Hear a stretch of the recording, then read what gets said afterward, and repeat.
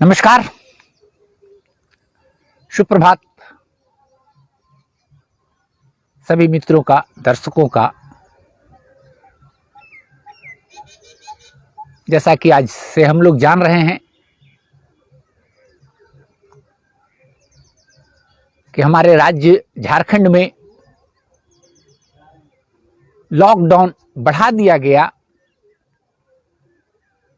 और कुछ नए नियम भी इंप्लीमेंट्स किए गए हैं।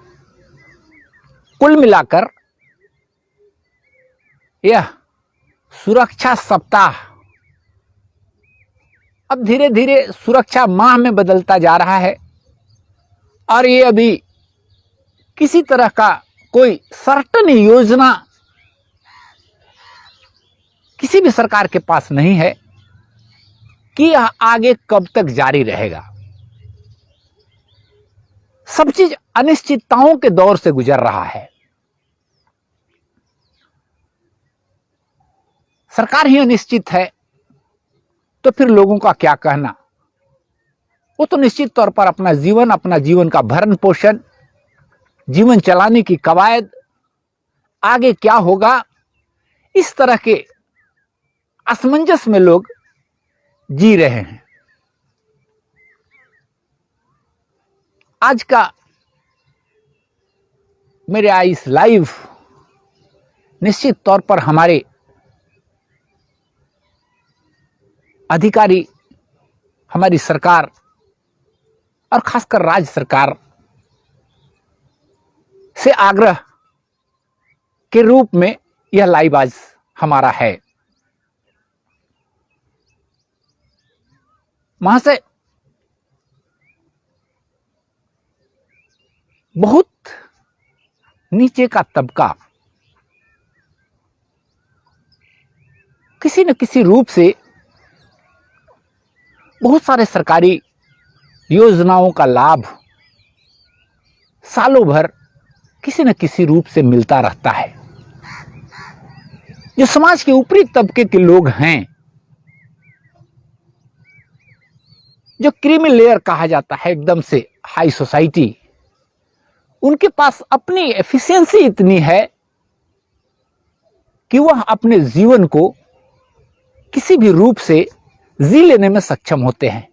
चाहे उनके पास धन संग्रह इतना है या स्रोत आय के इतने हैं कि वह इस तरह के विकट परिस्थिति के लिए सक्षम होते हैं कि इस दुर्दिन को कैसे भी हर लिया जाए, दूर कर लिया जाए, ये उनके पास सक्षमता होती है। लेकिन महाशय, एक बहुत महत्वपूर्ण बात है जिसे सरकार को अब समझने की जरूरत है, और वह है समाज का एक बिचला तबका। हमारे समझ से वह सबसे अधिक है इस देश में। खासकर आपके राज्य में भी मध्यम वर्गीय परिवार जो है वो काफी संख्या में है और उनके साथ मूल परेशानी है, दिक्कत है कि वह अपने सामाजिक परिवेश के कारण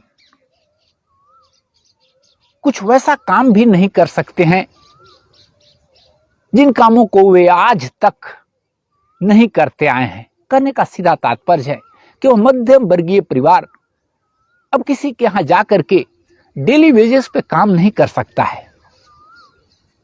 वह मध्यम वर्गीय परिवार जो अपना जीविका किसी अन्य स्रोत से चलाया करता था, वह जाकर के मजदूरी नहीं कर सकता है, ईंटा नहीं जोड़ सकता है, सीमेंट कहीं नहीं लगा सकता है।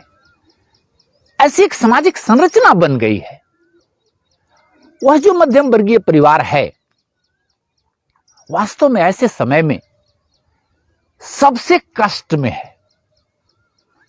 उनके लिए सरकार की योजनाएं कोई लाभ नहीं देती और ऊपरी लेयर के समान वो इतने सक्षम नहीं हैं कि अपने मूल पूंजी में से या रखे धन में से या धन संग्रह में से वे अपने जीवन को चला ले। तो यह एक ऐसा वर्ग है जो अब विशेष वर्ग की श्रेणी में आ गया है, यह मध्यम वर्गीय परिवार। और इनके लिए खुले मन से सरकार को भी अब ध्यान देने की जरूरत है कि आखिर यह मध्यम वर्गीय परिवार क्या करेगा। शायद कुछ घरों में 2% ज्यादा से ज्यादा 1 से 2%, 100 में से 1-2 घरों में कोई सरकारी नौकरी या इस तरह की चीजें हैं, 2% अधिकतम। तो 100 में 1 से 2 लोग ऐसे हैं जिनके घर में कुछ सरकारी स्रोत हैं, कुछ सरकारी आय के साधन हैं। लेकिन 98 इन मध्यम वर्गीय परिवार के 100 में 98 लोगों के पास अभी भी आय के कोई स्रोत नहीं है। हम ये भी चीज जानते हैं कि अब हमारा जो झारखंड का जब वो लैंड डाटा हम देखते हैं, एग्रीकल्चर डाटा देखते हैं, तो उसमें भी हम पाते हैं कि अब इतने बड़े कोई जमींदार या ऐसी कोई चीज बहुत अधिक मात्रा में नहीं बची हुई है। वो भी शायद 1-8% हो सकते हैं, 1-2%, जो शायद उससे अपना जीवन रोजगार किसी तरीका से चला ले। लेकिन 96% का क्या है? 96% लोगों के पास किसी भी कोई भी बाहरी स्रोत नहीं है कि वह अपना जीवन को चला सके। वह सम्मान में, इज्जत में अपने घर के अंदर घुट घुट के जी रहा है। और ऐसा समय जब आता है उन सबों के पास, तो महीना 2 महीना भी गुजारना उनके लिए बहुत मुश्किल हो जाता है, क्योंकि वह सारा कार्य ही नित्य व्यवस्था पर उनका आश्रित रहता है कि आज ऐसे हो जाएगा, कल ऐसे हो जाएगा। और जब उनका जो भी स्रोत है, जब बाहरी चीजें भी प्रभावित होती हैं, देश का व्यवसाय, अन्न जन वो प्रभावित होता है, तो उसके से वो और अधिक प्रभावित हो जाते हैं, क्योंकि उनका बाहरी स्रोत या बाहरी जो भी तरीके हैं उनके जीने का, वो सब प्रभावित होता है। बहुत सारे प्राइवेट नौकरी करते हैं, प्राइवेट चीजें करते हैं। आजकल घर छोड़ करके लोग दिल्ली, पंजाब इधर जा करके जीवन बसर कर रहे हैं। तो अब ऐसी स्थिति में वो जो छोटे छोटे स्रोत भी होते हैं, वो भी उनका बंद हो जाता है।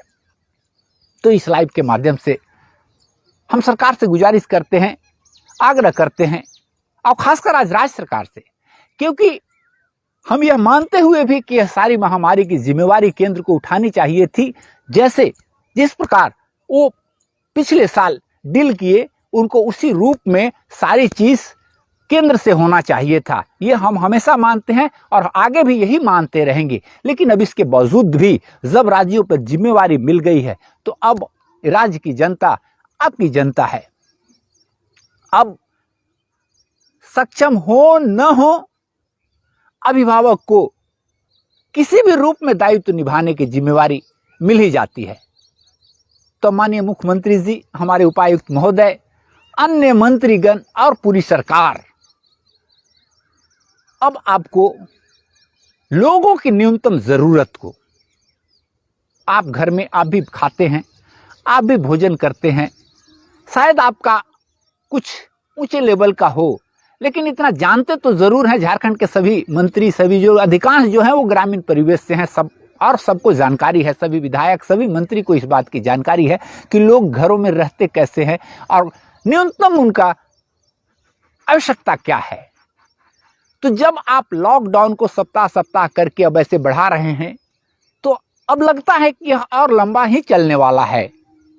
आप इसको इकट्ठा न करके शिफ्ट में कर रहे हैं, ताकि लोगों को मानसिक राहत मिले। लेकिन केवल मानसिक राहत से नहीं होगा, इस भौतिक जीवन में भौतिक जरूरतें भी बहुत महत्वपूर्ण हैं, और उसके बगैर लोगों का जीना जो है बड़ा मुश्किल हो जाएगा। तो हम ये नहीं कर रहे हैं कि कुछ ऐसा चीज कर दिया जाए या कुछ बहुत बड़ी मांग, लेकिन फिर भी जो न्यूनतम जरूरत है भोजन की,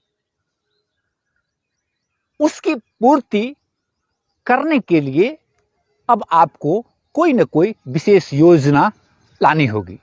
अब एक चीज कहेंगे कि हमने तो राशन दे दिया है, तो वहां से केवल चावल से लोगों का भोजन नहीं चलता, पकेगा कैसे? पिछली बार तो कुछ लोगों को कम से कम गैस मुहैया कराया गया था, तो गैस से कुछ नहीं हो रहा था, तो माड़े भात तो पक रहा था। अब आज के डेट में तो वो भी मुश्किल हो गया है, वो गैस कहाँ से भराएगा? वो इतना महंगा हो गया है अब गैस कि एक साधारण परिवार के लिए, एक साधारण व्यक्ति के लिए, विश्वास करें, हम तो ऐसे परिवेश, ऐसे गांव में रहते हैं जहां अभी भी गैस भराने के लिए 100 में से 80 व्यक्ति को सोचना पड़ जाता है जिस दिन गैस खत्म होता है। और मेरे समझ से सेम डे नहीं भरा पाते हैं वो अब कुछ नहीं कुछ व्यवस्थाएं करने के बाद उसमें उनका सप्ताह गुजर जाता है, वो तब जब सामान्य जीवन होता है।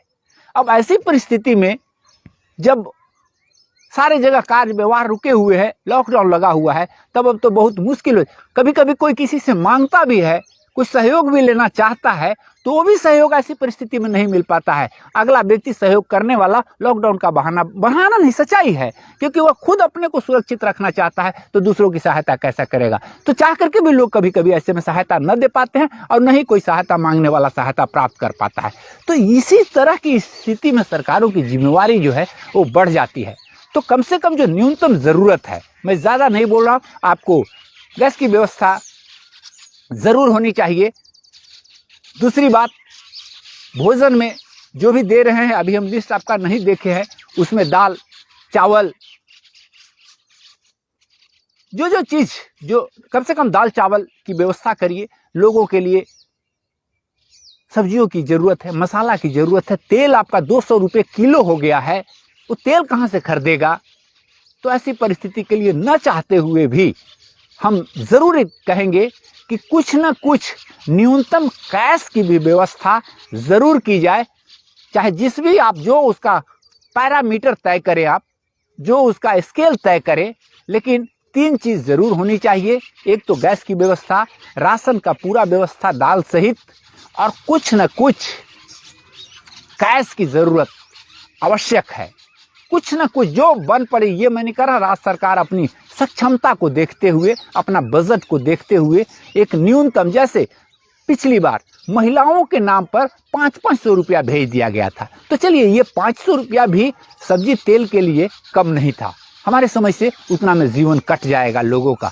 तो कुछ इस तरह की एक सरल योजना आपको विचार करनी चाहिए, ताकि लोगों का जीवन तो रुक ही गया है, इसमें कहीं कोई दुमत नहीं है।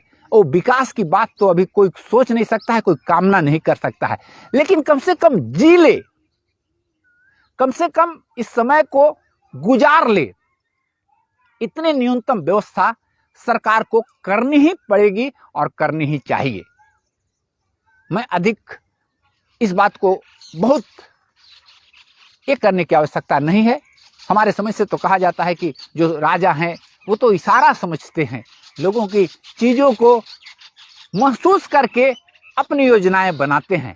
तो फिर भी अगर यह कहना पड़ रहा है, जनता की बात को कहना पड़ रहा है, तो यह भी एक तरह से कमी ही है। इतना न्यूनतम चीज को तो आपको समझना पड़ेगा और इसे लागू भी करना पड़ेगा। आपके पास जो भी बजट है, आपके पास नहीं है, केंद्र सरकार से मांगे, आपके पास नहीं है तो व्यवस्था करें। लेकिन इतनी न्यूनतम जरूरत, जीने के लिए न्यूनतम जरूरत हर एक नागरिक तक आपको पहुंचाना अनिवार्य है, और यही आपकी परीक्षा है। अगर इस परीक्षा में आप पास हो जाते हैं तो यह जानते हुए भी जो भी सजग लोग हैं वो जान रहे हैं कि महामारी में केंद्र को सारी जिम्मेवारी उठानी थी। लेकिन अगर आप तैयार हो गए हैं और आपके ऊपर थोप ही दिया गया है, तो अब आप वीरता का परिचय दें, अपने मजबूत नेतृत्व का परिचय दें और यह दिखाएं, यह बताएं कि हमारा राज्य, हमारे लोग हमारे नेतृत्व में भूखे नहीं रहेगा। उनको न्यूनतम और मिनिमम जो सुविधाएं हैं, जो जन सुविधा है, न्यूनतम सुविधा, वो उनको प्रदान की जाएगी। यही आग्रह है और उम्मीद करते हैं कि आप जरूर इन सभी बातों पर विचार करेंगे, मध्यम वर्ग परिवार को ध्यान में रखकर योजना बनाएंगे, ताकि अधिक से अधिक लोग उस दायरे में आ सके। न्यूनतम हैं ही, उनकी योजनाएं कुछ चल भी रही हैं, और ऊपर वाले हैं ही, उनके वो सक्षम भी हैं। लेकिन आप मध्यम वर्गीय परिवार को ध्यान में रखकर अपनी योजनाएं जरूर कुछ ऐसा बनाएं, ताकि इस विपत्ति काल में उनको भी कुछ सहयोग मिल सके, वो भी खुशीपूर्वक न्यूनतम जरूरतों को पूरा करते हुए जीवन जी सके। नमस्कार, हम फिर मिलेंगे अपने किसी नए वीडियो में नए विषय के साथ। तब तक सबका जीवन मंगलमय हो, सब आनंद से रहे। धन्यवाद।